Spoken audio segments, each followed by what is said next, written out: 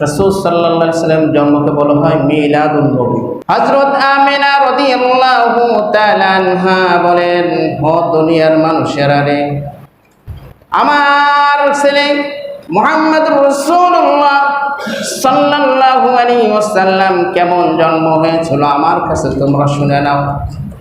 যেদিন আমার পেটের মধ্যে আসছে ওই দিন আমি দেখতে পেলাম যে আকাশ থেকে একটা নূরের চমক আমার পেটের মধ্যে চলে আসছে। আর কে যেন ডেকে ডেকে বলে, হে আমেনা, তোমার পেটের মধ্যে সন্তান আসছে, এটা কারোর কাছে বলো না, বললে কাফের বেঈমানেরা তোমাকে মেরে ফেলে দেবে। তোমার পেটের মধ্যে যে আসছে সে সাধারণ মানুষ না, তামাম সৃষ্টিকুলের স্রষ্টার বন্ধু তোমার পেটের মধ্যে আল্লাহ তাআলা দিয়ে রেখেছেন। হযরত আমিনা বলেন, ও দুনিয়ার মানুষ তোমরা শুনে নাও, আমি আমার ছেলেকে গর্ভে রাখা অবস্থায় যখন আমি কুয়ার মধ্যে পানি আনতে যেতাম, আগে তো টিউবওয়েল ছিল না, ছিল না কি বলেন, আগে টিউবওয়েল ছিল না, মোটর ছিল না, কূপ থেকে বালতিতে রশি বেঁধে পানি উঠাইতে হতো। হযরত আমিনা বলেন, আমি যখন কূপের কাছে যেতাম কূপের পানি অনেক নিচেই থাকতো, আমি যাওয়ার সাথে সাথে কূপের পানিগুলো উপরে উঠে যেত।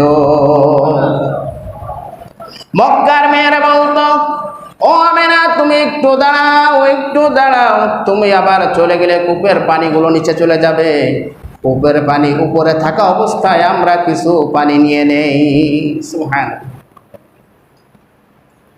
আমিনা বলেন, আমাকে যখন সংবাদ দেয়া হলো এই ঘটনা কারোর কাছে বলবে না, তোমার পেটের মধ্যে আল্লাহর নবী আসছে, আমি তখন বললাম 3 মাস পর্যন্ত আমি লুকায় রাখতে পারবো, কিন্তু যখন 4 মাস হয়ে যাবে তখন তো আমার পেট বড় হবে, মানুষ তেমনি বুঝতে পারবে। আল্লাহ পাক বললেন, হ্যাঁ আমিনা, 3 মাস কেন, 4 মাস কেন, 9 মাস হয়ে যাবে, তারপরও পেট স্বাভাবিক আমি আল্লাহ রব্বুল আলামিন রেখে দেব। আদম পয়গম্বর থেকে নিয়ে হযরত আব্দুল্লাহ এবং আমিনা পর্যন্ত বংশ সিলসিলা দেখা যায়। নবীজি সাল্লাল্লাহু আলাইহি সাল্লামকে আল্লাহ রব্বুল আলামিন যে বংশে পাঠিয়েছেন সে বংশের প্রত্যেকের চরিত্রকে আল্লাহ রব্বুল আলামিন নিজ কুদরতে হেফাজত করেছেন, চরিত্র নষ্ট হতে দেয় নাই। আমার বন্ধুগণ, হযরত আমিনা বলেন, আমি রাতের বেলায় শুয়ে আছি, আবু লাহাবের দাসী সুহাইবা আমার পাশে বসে আছে, আবু লাহাবের স্ত্রী আমার কাছে বসে আছে। তারা বলে, তোমার পেটে ব্যথায় কি না বলো? কয় না, আমার পেট তো ব্যথায় না। কয় কি ব্যাপার, এখন তো ব্যথা ওঠার কথা, ব্যথায় না কেন?